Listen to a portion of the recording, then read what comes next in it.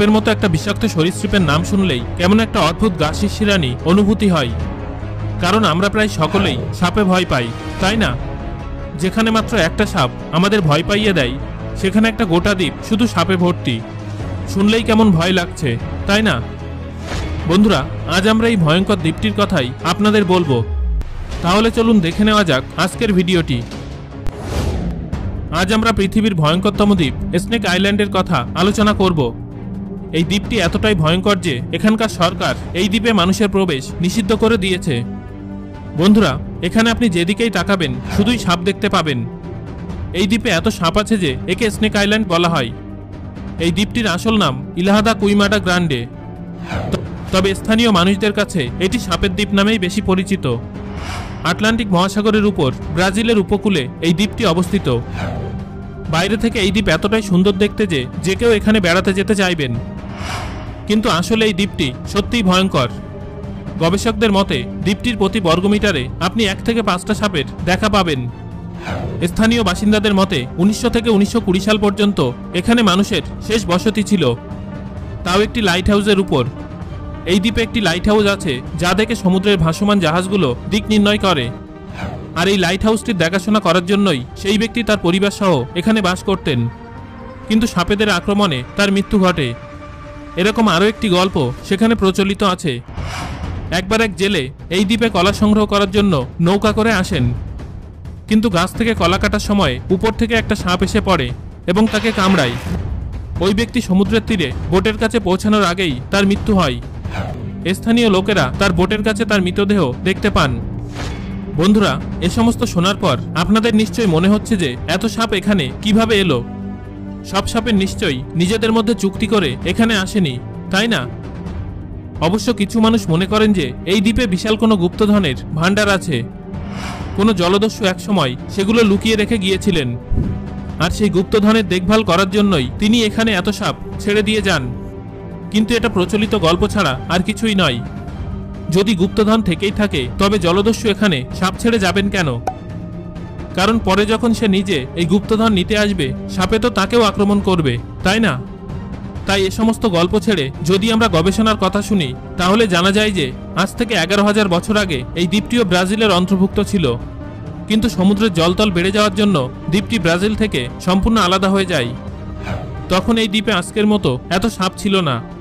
কিন্তু সময়ের সাথে সাথে সাপেদের এত বিপুল পরিমাণে বংশবৃদ্ধি ঘটে যে এখন এখানে সাপের সংখ্যা 2000 থেকে 4000। আর এই সমস্ত সাপই সাধারণ সাপের তুলনায় 5 গুণ বিষাক্ত। পৃথিবীর বিষাক্ত সাপেদের মধ্যে গোল্ডেন ল্যান্ডশেড শুধুমাত্র এই দ্বীপেই দেখা যায়। সাপটির শরীর হলদেটে বাদামি রঙের এবং লম্বায় সাপটি প্রায় 28 ইঞ্চি। তবে কিছু রিপোর্ট অনুযায়ী 46 ইঞ্চি দৈর্ঘ্যেরও কিছু গোল্ডেন ল্যান্ডশেড এখানে পাওয়া যায়। এই সাপ এতটাই বিষাক্ত যে এর বিষে মানুষের ত্বক ঘর্মাক্ত হয়ে যায়। যদি এই সাপ মানুষকে কামড়ায় তবে 1 ঘন্টার মধ্যে মৃত্যু অনিবার্য। আর 1 ঘন্টার মধ্যে চিকিৎসা করলেও মৃত্যুর 3% সম্ভাবনা থেকেই যায়। এই সাপের বিষ এতটাই ভয়ঙ্কর যে মানুষের কিডনি কাজ করা বন্ধ করে দেয়, পেশিগুলোকে ক্ষতিগ্রস্ত করে এবং ব্রেন হ্যামারেজ হতে পারে। এই দ্বীপে সাপ ছাড়া আর অন্য কোনো প্রাণী আপনি দেখতে পাবেন না, কেননা যে সমস্ত প্রাণী এখানে বসবাস করত তারাই সাপেদেরই শিকার হয়। ফলে এদের খাদ্যাভাব শুরু হয়, আর সে কারণেই পরিযায়ী পাখিদের এরা শিকার করতে শুরু করে। গাছের পাতার ফাঁকে লুকিয়ে এরা পাখিদের উপর নজর রাখে এবং সুযোগ বুঝে তাদের আক্রমণ করে। এইভাবে যখনই পাখিগুলো এই দ্বীপে প্রবেশ করে সেই তারাই সাপেদের শিকার হয়।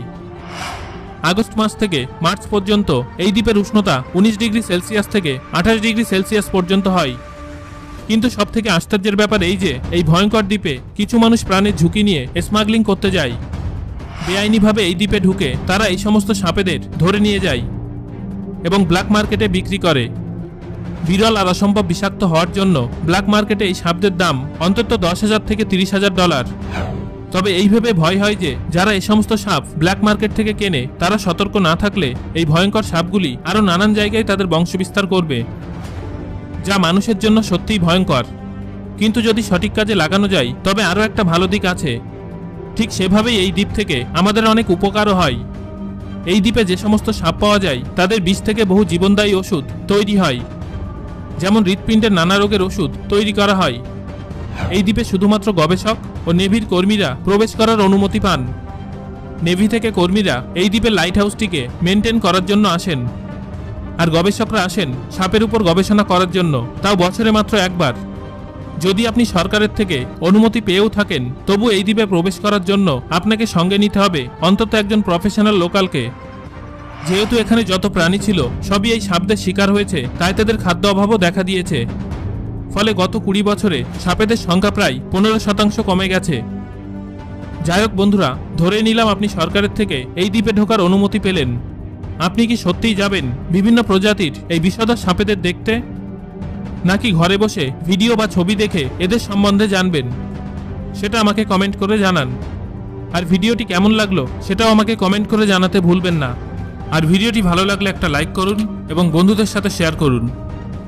পরবর্তীতে এরকম তথ্যবহুল ভিডিও পেতে চ্যানেলটি সাবস্ক্রাইব করুন এবং পাশে আসা বেল আইকনটি প্রেস করুন।